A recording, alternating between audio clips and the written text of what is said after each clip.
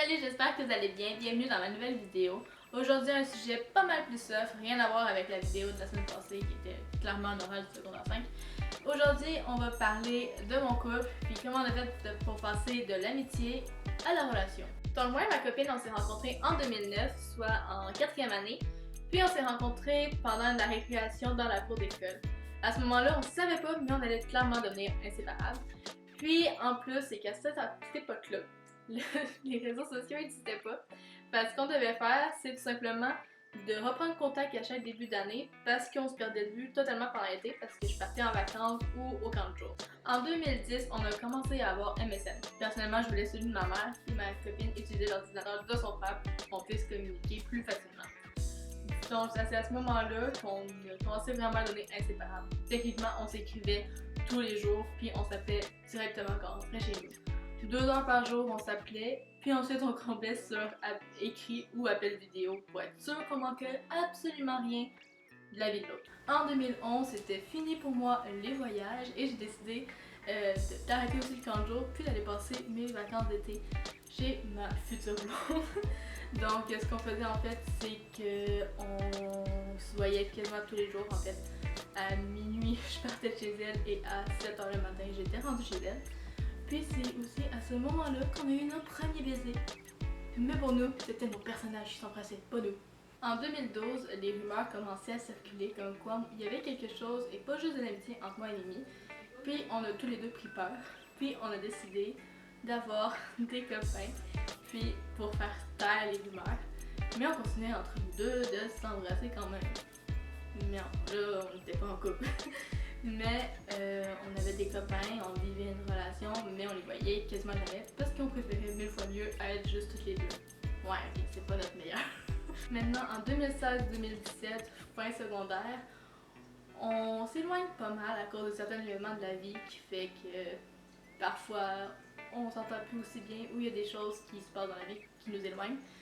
Et bizarrement, on est toutes les deux tombées en dépression.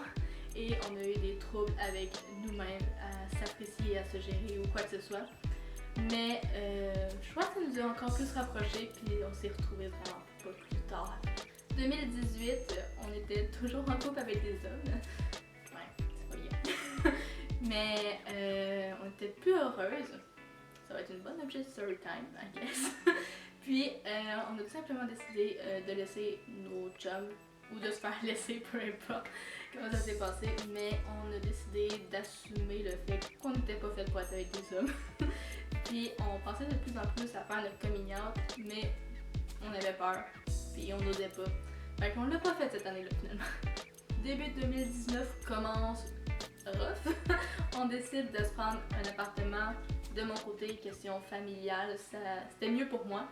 Puis on trouve ce bel appartement, mais on doit également faire notre coming out parce que vivre dans un 3,5 avec une chambre et 2 filles, les gens commencent à se poser des questions.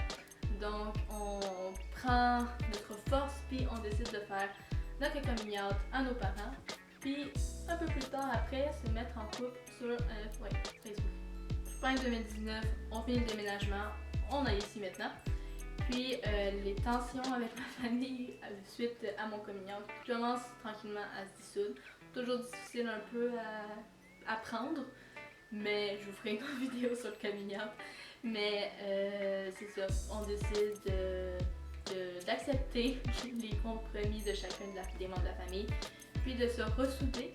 Puis à ce moment-ci, je dépense un peu d'argent pour demander à mon copine en fiançailles.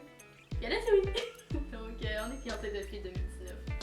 2020, une année de changement, oui, pas juste à cause du COVID, mais surtout pour mon mental. J'étais en arrêt de travail depuis décembre, je recommençais tranquillement à travailler.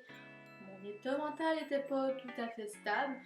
Puis même chose pour ma copine, notre état mental était très dur à gérer parce qu'on souffre toutes les deux d'anxiété.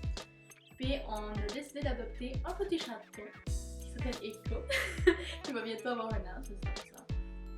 Puis je vais sûrement mettre plein de photos, fait que vous allez sûrement même pas voir ma face. Je peux prendre n'importe quelle face, vous allez pas me voir. Désolée au monteur. Puis on a décidé également d'adopter Bernadette, vous l'entendez sûrement, peut-être pas. Fait que je suis réveillée, sorry. Puis suite au décès de notre premier hamster qui est décédé quelques mois après qu'on ait eu Echo. Puis Echo est tombé aussi en dépression à cause de ça. Donc on se sentait un peu obligé. Encore désolé mon frère. Aujourd'hui on est en 2021 puis je peux pas être plus heureuse que ça. Je suis en train de faire une vidéo YouTube pour expliquer ma relation. Je suis en processus bientôt pour avoir un enfant. Puis on est dans notre appart, dans notre chez nous, puis on vit notre meilleure vie malgré les petits conflits qui sont tout à fait normaux dans une relation. Puis on a nos animaux de compagnie qu'on aime plus que tout. Puis on est super heureuses. Donc on finit la vidéo maintenant. J'espère que cette vidéo-là vous aura plu. N'hésitez pas à liker, commenter et partager. On se retrouve jeudi à midi pour une prochaine vidéo. Bye!